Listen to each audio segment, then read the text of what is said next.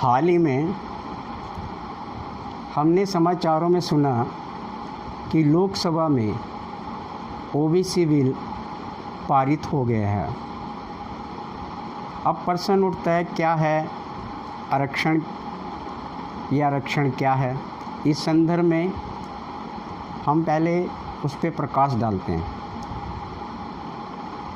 सरकारी नौकरियों में और सार्वजनिक संस्थाओं या अन्य संस्थाओं में प्राप्त प्रतिनिधित्व न रखने वाले समुदाय जैसे पिछड़ेपन, अनुसूचित जनजाति, जनजातियां जो सरकारी और संस्था के लिए से पिछड़े हुए हैं, उनके लिए भारत सरकार के द्वारा भारतीय कानून के तहत कुछ आरक्षण या कोटा निर्धारित किया गया, जिसे हम आरक्षण कहते हैं। ये आरक्षण सुप्रीम कोर्ट के अनुसार 50% से ज़्यादा नहीं होना चाहिए और सरकारी नौकरियों में और राज्यों में 27% तक आरक्षण रखा गया है। लेकिन राज्यों को ये अधिकार भी था कि यदि वो उसमें वृद्धि करना चाहते हैं, उसके लिए कानून बनाकर वृद्धि कर सकते हैं।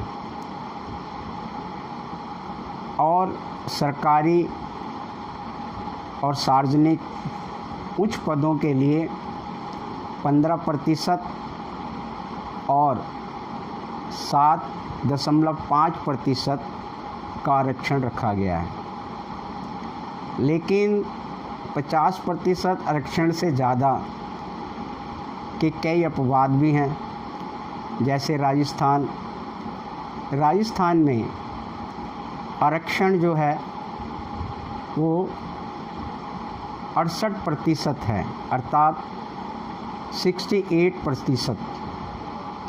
और तमिलनाडु में तो 87% अर्थात 87% जनसंख्या के आधार पर निर्धारित या लागू है। अभी जो लोकसभा में ओबीसी बिल पास हुआ, उससे पहले 5 मई को सुप्रीम कोर्ट ने एक फैसले में जो मराठा या बॉम्बे की तरफ से चल रहा था, उसमें अपना विचार दिया कि केंद्र सरकार ही जो है आरक्षण सूची बना सकती है, राज्य सरकार को आरक्षण में सूची नहीं बना सकती। लेकिन साथ में ये भी कहा गया कि केंद्र सरकार को आरक्षण यानी जोखिम भरा काम नहीं करना चाहिए। इसके तहत ही केंद्र सरकार ने, जो आज की मौजूदा सरकार ने, संसद में एक बिल पेश किया जिसको ओबीसी बिल के नाम से जाना गया। उसमें हाल ही में ये पारित हो गया है। ये बिल, इसमें 127वां संविधान संशोधन के में आर्टिकल्स 343 ए और 3 के तहत इसको लागू किया गया। इसमें कहा गया है कि आरक्षण सूची बनाने का अधिकार जो है राज्यों को दिया गया है। और इसके तहत अब राज्य जो है अपने जिन लोगों को आरक्षण देना चाहती है, या जो जातियां, जो पिछड़ापन, अनुसूचित जनजाति जो आरक्षण का मांग कर रहे थे, वो सूची में शामिल कर सकती है। तो ये एक राज्यों के लिए बहुत अच्छा फ़ायदा है।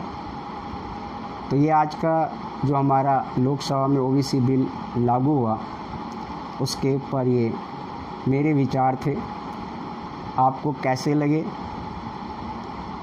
अच्छे लगे तो मेरे चैनल को सब्सक्राइब कीजिए, लाइक कीजिए और शेयर कीजिए। धन्यवाद।